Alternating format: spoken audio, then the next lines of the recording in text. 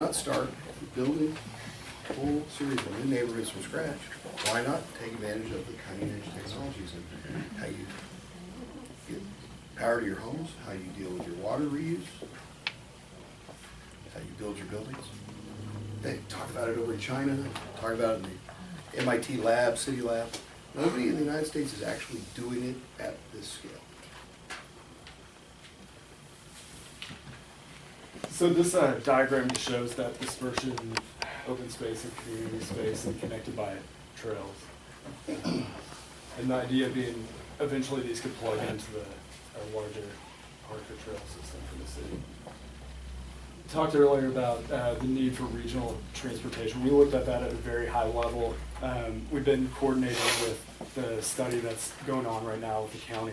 There's been a lot of discussion over there.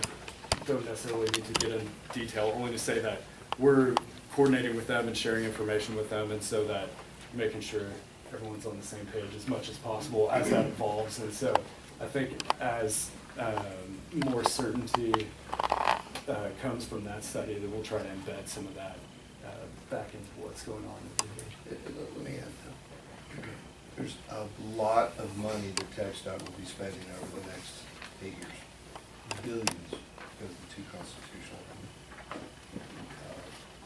referendums in the past. You all are positioned in Reeves County to receive some significant money in that regard for transportation, because this is an industry and a focus of the governor himself. And the governor appoints those commissioners.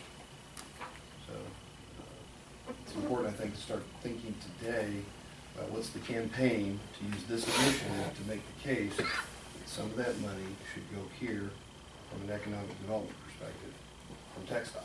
We have a TxDOT practice. You agree? Absolutely. And so this is a leverageable initiative. It is an opportunity to get more than your fair share because you should have it. Oh, I would even say not more than your fair share if you look at it on a percentage of state revenue contributed basis. I agree with that. Giving other people money right now. And we can talk about that offline, but I think there's a real strategy there. It's not too soon to start that. You got rest. Rhonda talked about that. At some point, we should talk to y'all about that. And just Campaign. Yeah, and just to wrap this up, earlier today we talked about, what's the next steps to implementation. I think that having a backbone and a framework, strong street network where you have required streets and then individual developers come in and fill in the other pieces is extremely important to actually see this wide vision be implemented. And so the idea here is there's different streets for different types of development. You have a hierarchy, so it's not a one-size-fits-all. And frankly, it's a more efficient use of funds and a more efficient way to deal with transportation. So we won't go into details here, but just showing different types of street cross-sections depending on what the context of the neighborhood is and what purpose those streets are serving. So I wanted to show this. This kind of ties together the market study information and what we did in this concept. So we showed the total development over this phase 1 area, and once again, that's only that top piece. So there on the right-hand column is the years to absorb the phase 1 program, and that's what we calculated in likely development in that 700 acres. And there's so much pent-up demand. Almost all these use types can get eaten up within a few years. And granted, the development time itself is longer than that to build this out. But just to show the amount of pent-up development, the pent-up demand there is for this wide range of development types. And we talked a little bit about this earlier, but pairing together an investment and focus not only in this part, west of Pecos, but also how do you create strategies? And in the master plan, we go into some detail about this, create strategies to leverage investment here with also a focus on downtown and with a focus on existing neighborhoods so that the rising tide does lift all boats. And talk a little bit about the housing strategy, looking at ways to absorb some of that growth and encourage reinvestment throughout, not just in one particular area. So that's all we have. I know that was a lot between the three of us, but we're here to answer any questions. Do you have any? Questions from anyone? Well, thank you, gentlemen, for taking the time tonight and giving us an update. Welcome to the community, what's gonna happen part of it.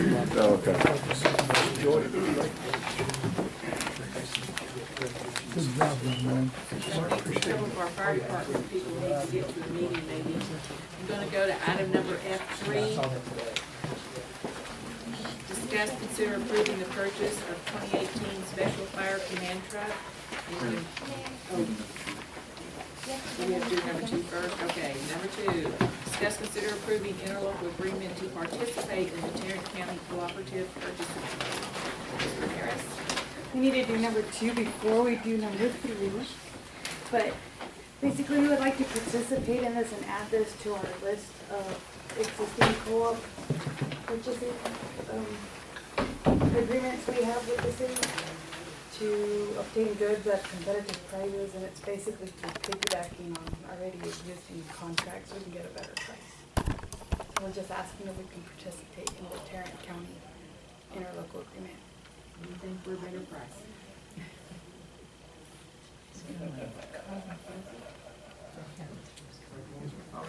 We approve the interlocal agreement to participate in the Tarrant County Cooperative Purchasing Program. Does anybody have? I have a motion by Councilman Moon and a second by Councilman Arona to approve the interlocal agreement to participate in the Tarrant County Cooperative Purchasing Program as presented. All in favor say aye. All opposed, like sign. Let the record show the motion carries. Now, item number F3, discuss, consider approving the purchase of 2018 Special Fire Command Truck in the amount of $67,718.94 from Reliable Chevrolet through the Tarrant County Purchasing Program. Chief Contreras, which one of you wants to go? I'll go to it, Chief. Okay. This command vehicle would be to replace the Tahoe that we have currently. It's a 2004 Tahoe.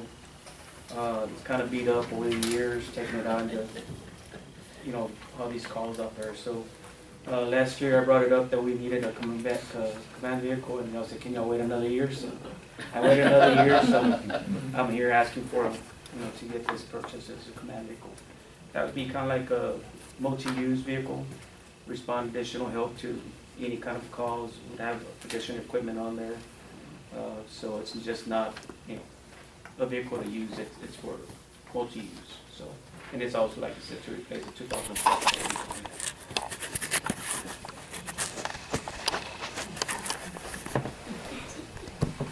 Remember the first new vehicle I bought, like $1,800.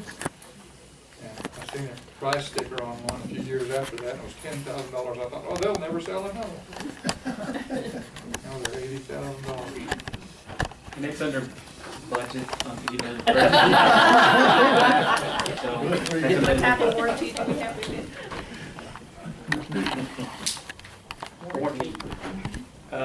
The standard warranty that comes with it. I think in the specs, there might be some additional information on the warranty issues.